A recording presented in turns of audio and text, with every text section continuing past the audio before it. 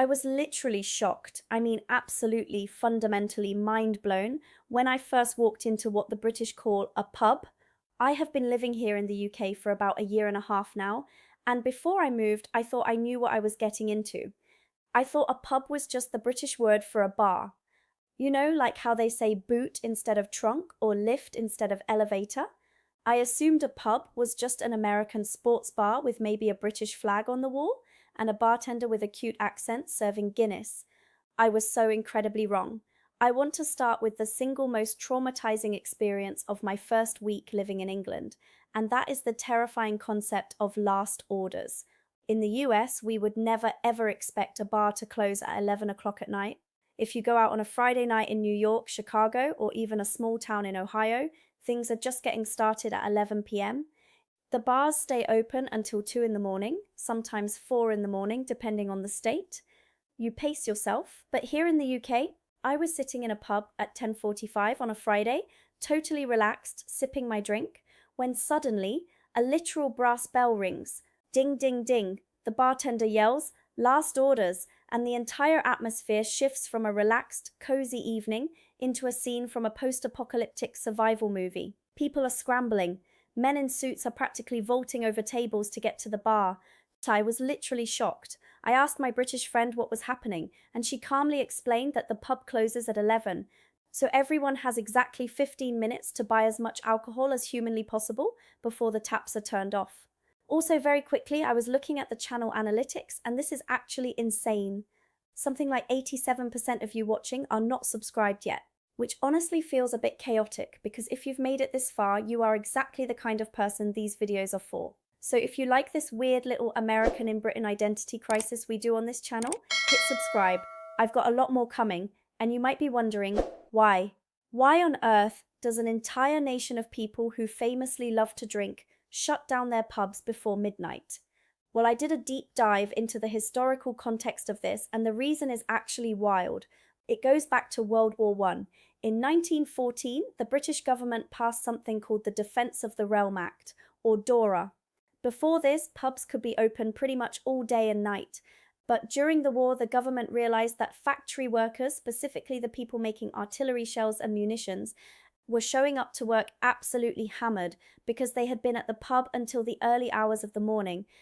To win the war, the government decided they needed to restrict pub opening hours to make sure the workers went to bed and woke up sober enough to make weapons. They introduced a strict afternoon gap where pubs had to close and mandated that they shut their doors at 10 or 11 p.m. Now here is the craziest part. The war ended in 1918, but the British government just kept those licensing hours for almost 100 years. It wasn't until 2005 that the licensing laws were finally relaxed to allow 24-hour drinking, in theory, but structurally and culturally, the damage was already done. The 11 p.m. close became embedded in the British DNA. So now you have a whole country that is psychologically conditioned to panic buy 4 pints at 10:50 p.m. just to beat a bell that was installed to keep World War I factory workers sober. But wait, we need to completely shift gears here, because before you even get to last orders, you actually have to figure out how to order a drink, which brings me to the absolute sheer panic of the British invisible queue. In the US, we would never deal with the anxiety of a pub bar. In America, you walk into a bar, you find a high-top table, you sit down, and within 30 seconds, a server named Madison or Tyler is walking up to you with an iPad, handing you a laminated menu, and asking if you want to start a tab with a credit card. You don't have to move. The alcohol is brought to your face. In a British pub? No. Table service does not exist. I repeat, there is no table service. If you sit at a table waiting for someone to take your order, you will sit there until you decompose.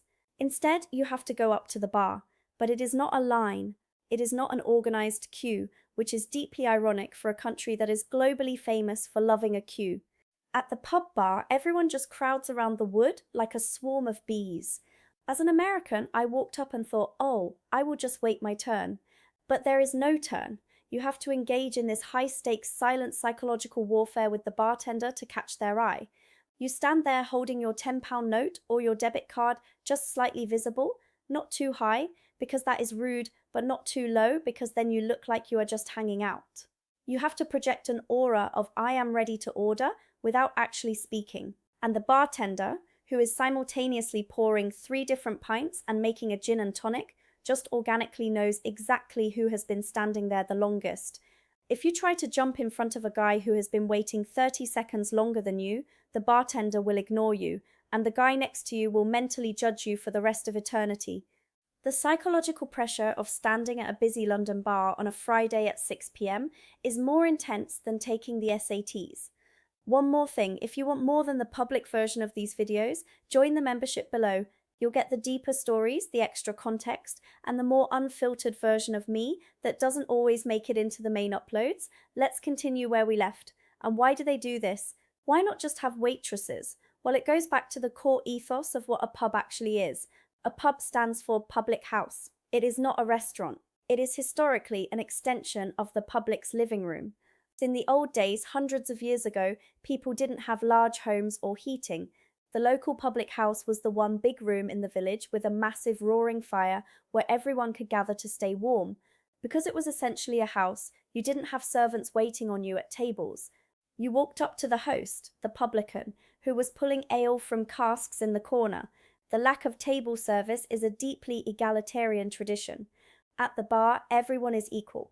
The CEO of a massive bank and the local plumber both have to stand shoulder to shoulder, holding their wallets, waiting for the bartender to nod at them. It strips away class divisions in a country that is historically obsessed with class. Speaking of the public house concept, this explains another thing that literally shocked me, and that is the dogs and the babies. In the US, a bar is a strictly controlled, adults-only environment. You are getting carded at the door by a bouncer who looks like he plays in the NFL. You must be 21. If you brought a golden retriever and a toddler in a stroller into a dive bar in Los Angeles, someone would call Child Protective Services. But in the UK, you walk into a 400-year-old pub on a Sunday afternoon and there is an entire daycare centre happening on the floor. There are actual babies crawling around on the carpet. There are massive dogs everywhere. I am talking Labradors, Spaniels, Terriers, just sleeping by the fire, entirely unfazed by the noise. The pub will even have a jar of dog treats on the bar right next to the peanuts. When I first saw this, I thought it was a massive health code violation, but you have to understand the psychology here. To the British, the local pub is the community centre. It is where you go on a Sunday after a long walk in the mud with your family. It's a safe communal space. The pub isn't just a place designed to facilitate binge drinking, although they do that very well. It is a place to exist, and the architecture reflects this. American bars are usually dark, neon lit, with concrete floors, sticky bar tops, and music blaring so loud you have to scream at your friends. British pubs have carpets, actual, patterned, floral carpets. I was literally shocked when I realized this. A carpet in a room where people regularly spill dark beer and gravy?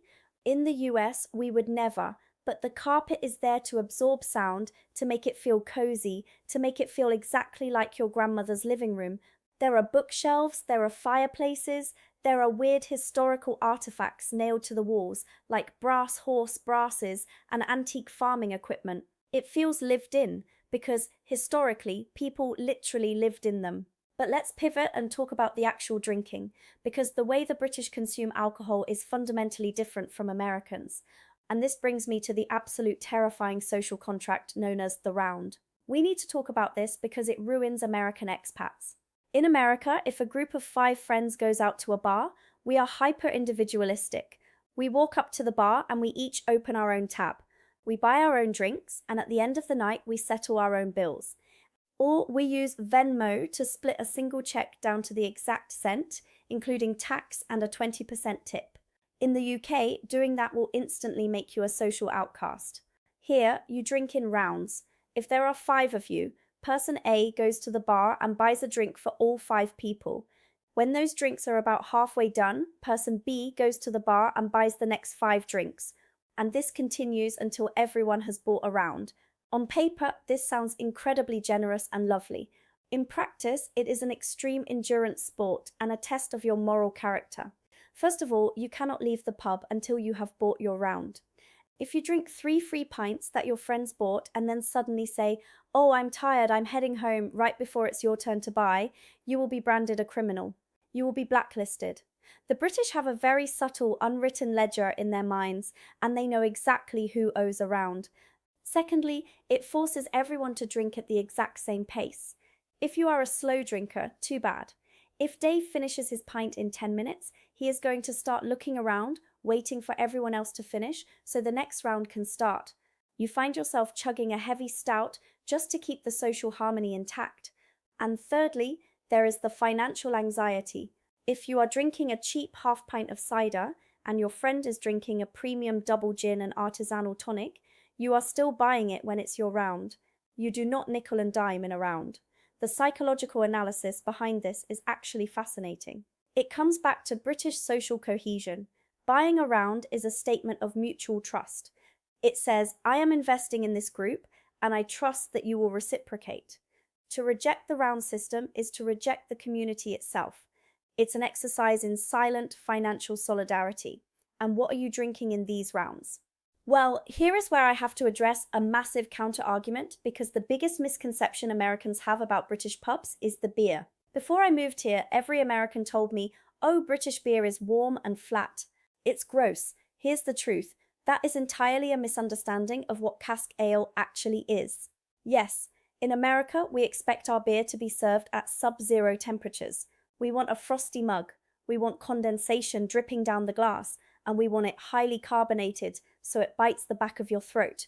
But that is because most American mass-market lagers taste like water, and if they weren't ice cold, you would realize they have no flavor. In a British pub, the pride and joy is real ale, or cask ale. You will see these tall wooden handles on the bar, and the bartender literally has to pull them toward themselves with physical force to pump the beer up from the cellar. This beer is not artificially carbonated with a gas tank. It is naturally fermented in the cask, and it is not warm. It is served at cellar temperature, which is about 50 to 55 degrees Fahrenheit, or 10 to 13 degrees Celsius. The reason it is served at this temperature is because if you chilled it to freezing, it would completely kill the complex flavors of the malt and the hops. It's like how you wouldn't put a fine red wine in the freezer. When I finally understood this, my mind was blown. The ale is smooth, it is rich, and it is meant to be drank in volume. And speaking of volume, the British take their pints incredibly seriously. I was literally shocked to find out that a British pint is legally bigger than an American pint. In the US, a pint is 16 fluid ounces, or about 473 millilitres, but in the UK, due to the Weights and Measures Act of 1824, an imperial pint must be legally exactly 568 millilitres, almost 20% larger, and the law around this is incredibly strict. If a publican serves a pint that is mostly foam, what they call the head, a British person will look at it in absolute disgust and tell the bartender to top it up. You are paying for a full liquid imperial pint, and the glass even has a little crown stamp on it to prove it has been government certified to hold the exact legal volume. Imagine the American government sending officials to sports bars to measure the glassware. In the US, we would never, but here, getting shortchanged on your pint is practically treason. But we have to talk about the food. Oh my gosh, the food. If you go to a bar in America, you are getting bar food. It's deep fried, it's fast, and it's meant to soak up tequila. You get mozzarella sticks, buffalo wings, nachos covered in liquid cheese product. It's delicious, but it's junk food. A British pub is a completely different culinary universe. The food is called pub grub, and it is heavy, traditional, agrarian comfort food that is designed to keep you alive through a freezing, damp British winter. You sit down, and the menu is full of things that sound like they belong in a Charles Dickens novel. Toad in the hole, bangers and mash, steak and ale pie, and not a little pie, a massive, thick crust pastry filled with chunks of beef that have been slow-cooked in dark beer for 8 hours, served with a literal mountain of mashed potatoes and a jug of hot gravy. But the absolute pinnacle of this, the thing that changed my life, is the Sunday roast. If you take away nothing else from this, understand that the Sunday roast is a religious experience in the UK. Every Sunday, entire families descend on the pub between noon and 4 p.m. You order a roast, and what arrives is a plate overflowing with thick slices of roast beef, crispy roasted potatoes cooked in duck fat, roasted carrots, parsnips, incredibly rich gravy, and the architectural marvel that is the Yorkshire pudding. For my Americans watching, a Yorkshire pudding is not pudding. It's not dessert, it's a savory, airy, baked batter that looks like a giant crispy bowl, and its sole purpose is to act as a sponge to soak up extra gravy. The fact that American bars do not serve Sunday roasts is a national tragedy. The history of this goes back to the Industrial Revolution, when families would put a joint of meat in the oven before they went to church. By the time church was over, the meat was cooked. The pub essentially adopted this tradition, and now, if you want a table for a roast at a good country pub on a Sunday, you literally have to book it 3 weeks in advance. But let's break the pattern again and talk about the names of these places, because I was literally shocked by how old and weirdly named British pubs are. In America, bars are named things like Joe's Bar, or the Rusty Anchor, or the Downtown Tavern. They usually open, rebrand, and close within a span of 10 years. In the UK, pubs have names like the Red Lion, the King's Arms, the Royal Oak, or incredibly bizarre things like the Goat and Compasses or the Drunken Duck. And the history behind this is absolutely fascinating. Why are there so many pubs called the Red Lion? Because in the early 1600s, King James I of England, who was also James VI of Scotland, ordered that the Red Lion of Scotland be displayed on all important public buildings, including taverns, to show loyalty to the crown. These names have survived for 400 years, and the physical signs hanging outside the pubs, they aren't just for aesthetic vintage vibes. Back in the Middle Ages, most of the population was entirely illiterate. You couldn't just write the White Hart on a board because nobody could read it. You had to paint a massive, detailed picture of a white stag and hang it over the door so the local peasants knew where to get a pint. And the age of these buildings is something an American brain simply cannot comprehend. I live near a pub that proudly displays a sign saying established 1485. Columbus hadn't even sailed to America yet, and British people were already sitting in this exact room, on this exact spot, complaining about the weather and drinking ale. You walk in, and the ceilings are incredibly low because people were literally shorter 500 years ago. The wooden beams are black from centuries of fireplace smoke. The floors are visibly warped. You can feel the ghosts of Tudor farmers, Victorian factory workers, and World War II soldiers who all sat in the exact same corner booth. It gives you this profound sense of continuity. In the States, if a building is 50 years old, we tear it down to build a strip mall. In the UK, a pub is a protected cultural monument. There is also the incredibly nuanced dynamic of the local. In America, you might have a favorite bar, but you still bounce around. In the UK, everyone has their local. This is the pub closest to your house, and it becomes a massive part of your identity. You don't even have to plan to meet your friends there. You just walk in on a Tuesday night, and you know exactly who will be sitting at the bar. The bartender knows your name, they know your drink, they know your dog's name, and they know all of your family drama. There is an unspoken rule that you support your local, because if the neighborhood stops going, the pub closes, and if the pub closes, the neighborhood effectively loses its soul. So when you combine all of this, the ancient history, the lack of table service, the egalitarian invisible queue, the psychological warfare of buying rounds, the gigantic imperial pints of cellar temperature ale, the floral carpets, the dogs sleeping by the fire, the Sunday roasts, and the panic-inducing 11 p.m. bell, you realize that calling a British pub a bar is almost an insult. A bar is a commercial transaction where you exchange money for alcohol to get drunk. A pub is a living, breathing community organism. It is a historical anchor. It is the social glue that has kept this rainy, eccentric island functioning for over 1,000 years. Moving here and trying to navigate this as an American has been exhausting, hilarious, and ultimately deeply charming. Sure, I still occasionally panic when I have to catch the bartender's eye, and my liver is definitely not built for the round system, but there is nothing quite like being squeezed into a wooden booth from the 1600s, eating a giant Yorkshire pudding, petting a stranger's golden retriever, and watching an entire room of people collectively sprint to the bar at 10:55 p.m. It is pure British chaos, and I wouldn't trade it for all the table service and ice-cold lagers in America. So next time you cross the pond, skip the tourist traps in central London, take a train out to a village, find a pub called the Red Lion, and just stand at the bar. Just remember, do not wave your cash, wait your invisible turn, and whatever you do, do not leave before buying your round.